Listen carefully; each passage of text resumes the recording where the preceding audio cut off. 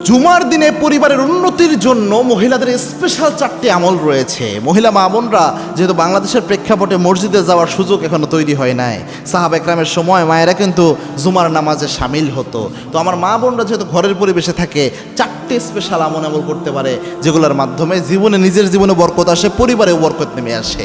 তার মধ্যে 1 নাম্বার হচ্ছে জুমার দিনে সূরা কাহাফের আমল করবেন। সূরা কাহাফ জরুরি একটা বিষয়, এবং কি আল্লাহর হাবিব সাল্লাল্লাহু আলাইহি ওয়াসাল্লাম জানিয়েছেন সূরা কাহাফ এমন এক আমল জুমার দিনে যেই পরিবারের মধ্যে করা হয়, যেই ব্যক্তি এই সূরা কাহাফের আমল করে, ওই ব্যক্তিকে আল্লাহ যাবতীয় ফিতনা থেকে বাঁচায়া দেয়। দাজ্জালের ফিতনার মতো ফিতনা থেকেও আল্লাহ তারে বাঁচায়। এই জন্য পারিবারিক যে ফিতনাগুলো হয়, ঝগড়া বিবাদ, ফিতনা ফাসাদ যে পরিবারগুলোতে রেখে থাকে, ওই পরিবারের মহিলারা যদি সূরা কাহাফ জুমার দিনে প্রতি জুমায় পড়তে পারে, যদি প্রতি জুমায় এই আমলটা জারি রাখে, পরিবার থেকে অশান্তি ফিতনা টেতনা অনেকটাই কমে যায় এই সূরার বরকতে। এটা জরুরি একটা বিষয়, অনেকেই জানে না।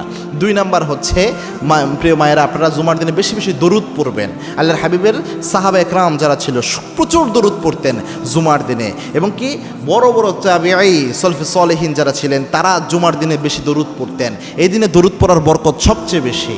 3 নাম্বার হচ্ছে জুমার দিনে আপনি যেটা করবেন, বেশি ইস্তেগফারের আমল করবেন। ইস্তেগফার, কারণ আল্লাহর হাবিব সাল্লাল্লাহু আলাইহি ওয়াসাল্লাম জানিয়েছেন জুমার দিনে এমন একটা স্পেশাল সময় আছে, এই সময় আল্লাহ রাব্বুল আলামিন বান্দাদেরকে মাফ করে দেয় এবং বান্দার দোয়া কবুল করে। 4 নাম্বার হচ্ছে পরিবারের যে যে সমস্যাগুলো রয়েছে আল্লাহর কাছে উল্লেখ করে করে দোয়া করবেন, বিশেষ করে আসরের নামাজের শেষের দিকে আর মাগরিবের নামাজের আগ মুহূর্তে, এই সময়টা জরুরি সময়। আরেকটা হচ্ছে আপনি বুঝার চেষ্টা করবেন, ইমাম সাহেব যখন মিম্বারে খুতবা দিতে দাঁড়িয়ে যায় তখন থেকে সালাম ফেরানোর আগ পর্যন্ত এই সময়টায় তো আপনি দোয়া করার চেষ্টা করবেন। এই সময়টাতে যে কোনোভাবে সময় বের করে আপনি ঘরের পরিবেশেই নামাজ পড়ে আপনি সুন্দরভাবে আল্লাহর কাছে হাত তুলে পরিবারের সমস্যাগুলোর জন্য আল্লাহর জন্য কাছে চাইবেন, ইনশাআল্লাহ দোয়া কবুল হয়ে যাবে।